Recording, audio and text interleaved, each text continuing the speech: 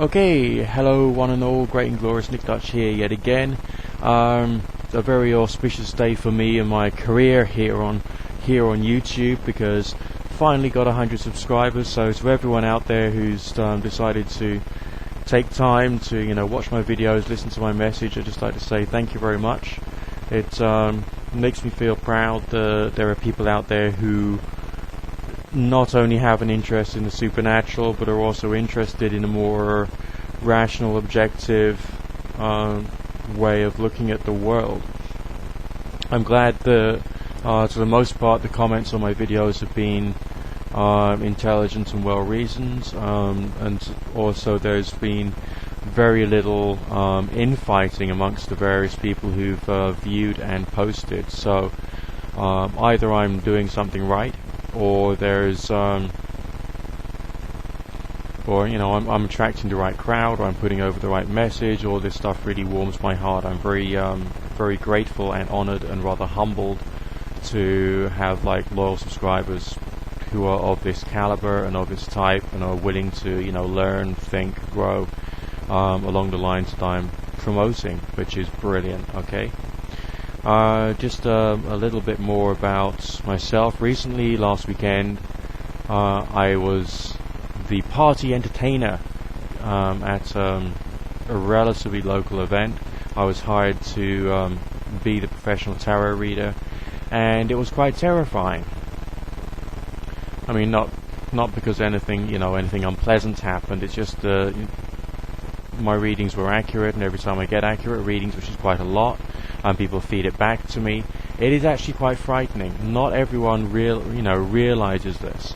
Some people assume that a person who is a professional psychic should be used to getting stuff right. A person who is a professional practicing tarot reader should fully understand the workings of the universe or the hidden secrets of nature. The fact of the matter is, I don't, and I have to be honest about that. And I do severely doubt anyone who says that they do know the hidden secrets of the universe, because that points much more to the acceptance of a religious stroke theological tradition, and accepting that the religious or theological or even superstitious tradition is correct, rather than having any real knowledge. I mean, even some pretty basic natural phenomenon of the universe, like gravity, is still not fully understood by physicists. So how can the hidden secrets of the universe be full and properly understood by members of the New Age movement, the occult movement, the spiritual healers, pagans, practitioners of witchcraft, or practitioners of ceremonial magic? Basically, we can't. So when I'm sitting there with a client and I'm doing a reading, and I say something about what their business is doing, what they're doing in their business this coming year, what their plans are, what happened to them 5 or 10 years ago, and these people turn around to me and say, yes, that was pretty accurate, that frightens me. I mean, it is actually much more comforting for me if I get things wrong. But when I get things right, which is very frequently, it is unnerving. Because I suppose it should be. I've still got an education in the natural sciences. I still think like a person who's played around with electronic project kits when he was a teenager. I was a late learner. No, I played around with those things when I was much younger as well. So there is strange things happening that do happen in the world, especially with people like myself, who have learned to incorporate semi-monastic techniques and semi-religious techniques into their lives.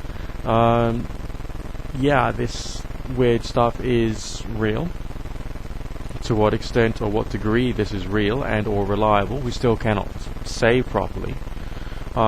We can say this is the unresearched laws of nature, or the unresearched phenomenon of nature, or the unresearched beings in nature, but that's more or less as far as we can go.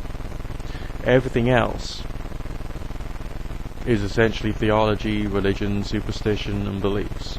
And I just want to carry on reiterating that message back to you, because the wisest thing that we can ever say is, I don't know. And if you come across someone who is declaring that they know how they do their work and how they do their readings and how they do their magic, and they understand fully the phenomenon of the universe. That's rubbish. I mean, the more you think about the attempted explanations that people give for the supernatural and the occult, the more you realize that it's a very shortened explanation of the world, very shortened explanation of the of any facts of nature. So obviously just bear that in mind. I don't just work. Today was a day off because I've done far too much recently. I've been run down, so all I'm doing tonight is going to my dance class, because it's not all work. Sometimes you gotta have some relaxed time just to keep your mind on track, because it's incredibly draining work. Some people think, oh yeah, Nicky's just a con man, all he does is talk rubbish on the phone. Well, no. When I'm doing my professional readings, my goal is to help people. And yeah, sometimes I don't tell them what I see in the reading. And it's right for me to not say everything that I see.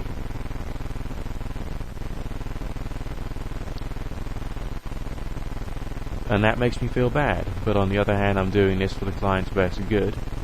And I get a good feeling from talking with the client as to precisely where they are on their intellectual development, their creative development, their perceptual development. First, before I even have to think about spiritual things or spiritual matters or psychic ideas or theories of the bioplasmic energy field throughout the world. It's just can't really be done. I mean, there is or seems to be a basic core of supernatural effect creation techniques which seem to apply to nearly all religious and spiritual and New Age paths, and all magical traditions, some of which are being condensed within the chaos magic school of thought. But there's still no real definition. They always go on about the state of gnosis, Gnosis, I think it's spelled. But not everyone, not all of the authors have explained that properly.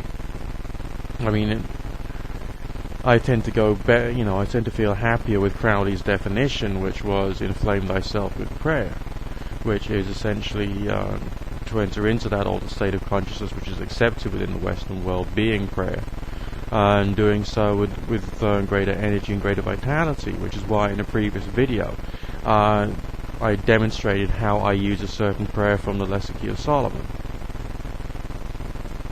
Because the repetition of prayers, including the right words which are used in the prayers to have an effect upon your body and on your mind and on your psychology, seems to be a key or a method when you're doing your ritual magic. You're making all the symbology much more complex, so you're defining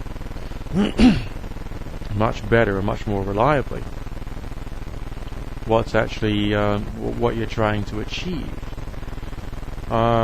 With divination, I mean, I feel better at being a diviner when I'm in a slight state of exhaustion, tiredness, fatigue, but still with my intelligence going. So if I'm completely exhausted, it doesn't work well. Also, if I'm slightly paranoid, that can help a little, because I feel that paranoia is a heightened sensitivity. But of course, you've got to be intellectually careful in that state, because you can jump to some conclusions that won't necessarily help you out. So that's why you've got to have a good understanding of reasoning, and that's why I still recommend the 500th video done by the Amazing Atheist here on YouTube, who demonstrates logical fallacies, because then you can see fallacies in your own reasoning and your own argumentation as well as other people's, and you can get much more of a feeling of what things are true and what things aren't, as well as to think more about scientific methodology and breaking down what you're going through and what you're experiencing to try and find out what's true.